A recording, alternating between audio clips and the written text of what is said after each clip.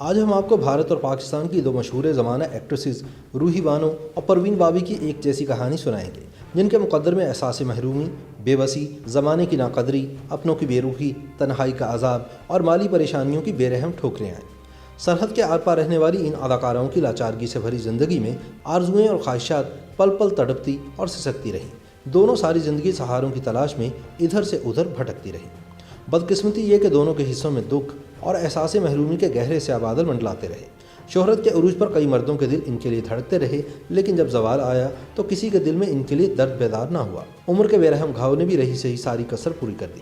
یہ دونوں شہرا آفاق خواتین آہستہ آہستہ تنہا ہوتی گئیں، اور جب انہیں نفسیاتی بیماریوں نے گھیرا تو خوف اور کرب نے ان کے دل کے ویران آنگن میں جڑیں پکڑنا شروع کر دی۔ ریاست جوناگڑھ گڑھ کے بابی شاہی خاندان میں آنکھ کھولنے والی پری چہرہ پروین محمد علی بابی نے شہرت کا سفر انتہائی مختصر عرصے میں طے کیا۔ ہیجان خیز انداز ہی نہیں، غیر معمولی اداکاری نے بھی انہیں پلک جھپکتے میں بالی ووڈ کی کامیاب فنکاراؤں کی فہرست میں لا کھڑا کیا۔ 15 برس کے فلمی کیریئر میں 50 فلموں میں ہیروئن کا کردار نبھایا، ہر اداکار کے ساتھ کام کیا، لیکن امیتابھ بچن کے ساتھ جو کام کیا وہ لوگوں کے دلوں میں گھر کر گیا۔ وہ امیتابھ بچن کی مجبور، دیوار، کالیا، امر اکبر اینتھنی، شان اور مہان جیسی سپر ڈوپر ہٹ فلموں کی ہیروئن بنی۔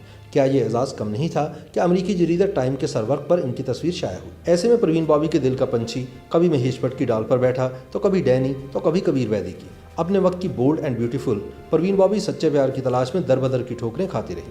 پھر ایک وقت ایسا بھی آیا جب ہر سہارا تنکے کی طرح کمزور ثابت ہوا تو احساس محرومی کے سائے اور گہرے ہوتے گئے۔ فلمیں فلاپ ہونا شروع ہوئیں تو وہ ہدایت کار جو پروین بابی کی ایک ادا پر فدا ہونے کو تیار ہوتے تھے، اپنی راہیں بدلنا شروع ہو گئے۔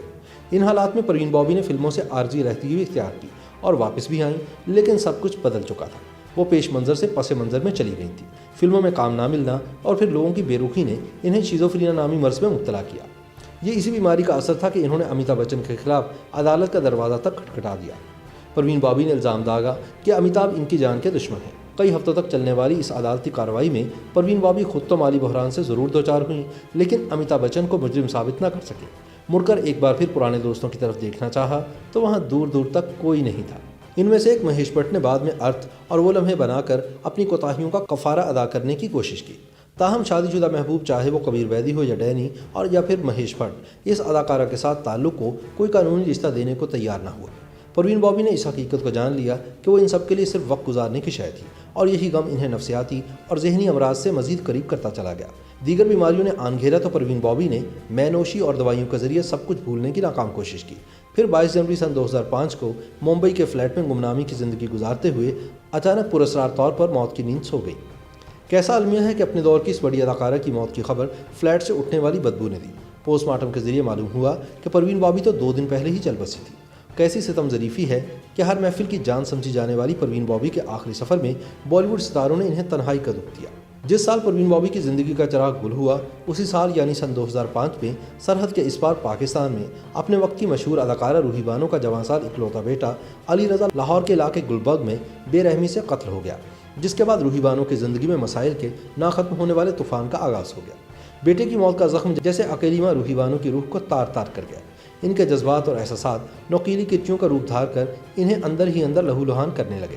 چند ماہ بعد ان کو اپنی والدہ کی سوگ تلاش ملی تو جیسے ان کی دنیا بالکل ہی ویران ہو گئی۔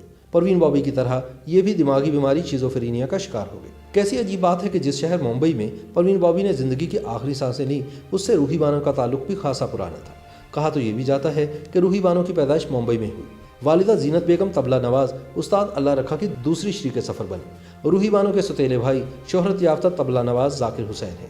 والدہ روحی کی پیدائش کے بعد پاکستان آ گئیں۔ 50 کے قریب ڈراموں میں کام کرنے والی اس خوبرو اور مثالی اداکارہ نے ایک محبت سو افسانے، زرد گلاب، قلعہ کہانی، پکی حویلی اور کرن کہانی جیسے لازوال ڈراموں میں کام کیا۔ شہرت کا یہ سفر انہیں فلموں کی طرف بھی لایا، جب ہی ان کے دامن میں دلہن ایک رات کی، دل ایک کھلونا، خدا اور محبت اور ٹیپو سلطان جیسی یادگار فلموں کا تحفہ سمایا ہوا تھا۔ شہرت کے سفر میں آنکھیں بچھائے پرستار، پروڈیوسرز اور اداکار بیٹھے رہتے تھے، لیکن کامیاب ازدواجی زندگی نہ ہونے کا احساس انہیں دکھ اور رنج کی تصویر بناتا چلا گیا۔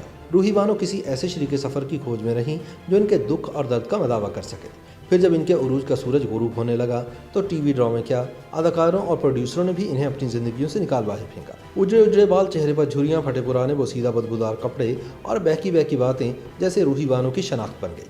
कोई तसव्वुर नहीं कर सकता था कि ये वही रूही बानो थीं जो 70 और 80 की दहाई में टेलीविजन पर महारानी की तरह राज किया करती थी। रूही बानो ज़हनी बीमारियों में घिरती चली गईं। इनकी जायदाद पर नामालूम अफराद और अपने ही खानदान के मालूम अफराद के कब्जे होते चले गए। कभी इन पर कातिलाना हमले की खबरें मिलती और एक वक्त ऐसा भी आया कि करोड़ों की जायदाद वाली ये अदाकारा शेल्टर होम में रहकर बेबसी और मजबूरी की दास्तान बन गई। रूही बानो ने भी परवीन बॉबी की तरह अपनों की तरफ देखा तो वहाँ बेरुखी और अजनबियत के सिवा कुछ न मिला। फिर ये इत्तला मिली कि वह सब कुछ छोड़ छाड़ कर बहन के पास तुर्की चली गई और फिर 25 जनवरी सन 2019 को तुर्क शहर इस्तांबुल के अस्पताल में प्राइड ऑफ परफॉर्मेंस का एजाज़ रखने वाली रूही बानो रूह पर लगने वाले कई जख्मों के बाइस खामोशी से हमेशा के लिए आंखें मूंद कर सो गई। दुख और अफसोस की बात तो यह है कि रूही बानो की मैयत भी पाकिस्तान वापस न लाई जा सकी और इनको इस्तांबुल में ही दफन कर दिया गया। परवीन बॉबी हों या रूही बानो, दोनों अपने पीछे बस ये पैगाम छोड़ गईं कि फ़न की ये दुनिया सिर्फ और सिर्फ चढ़ते सूरज की पूजा करती है। यहाँ हर रिश्ता और हर ताल्लुक सिर्फ उस वक्त तक कायम रहता है जब तक शोहरत की देवी मेहरबान हो। उधर इस देवी ने आंखें बदली, उधर सारी दुनिया तोता चश्म हो जाती है। YouTube पर गूगली न्यूज देखने के लिए youtube.com की सर्च बार में गूगली न्यूज टीवी टाइप करें। गूगली न्यूज के पेज पर सुर्ख रंग के सब्सक्रिप्शन वाले बटन पर क्लिक करना ना भूलिए। YouTube पेज पर अपलोड होने वाली वीडियोस से बाखबर रहने के लिए बेल आइकन पर क्लिक कीजिए। आपको हर नई वीडियो के बारे में नोटिफिकेशन मौसूल हो जाएगा।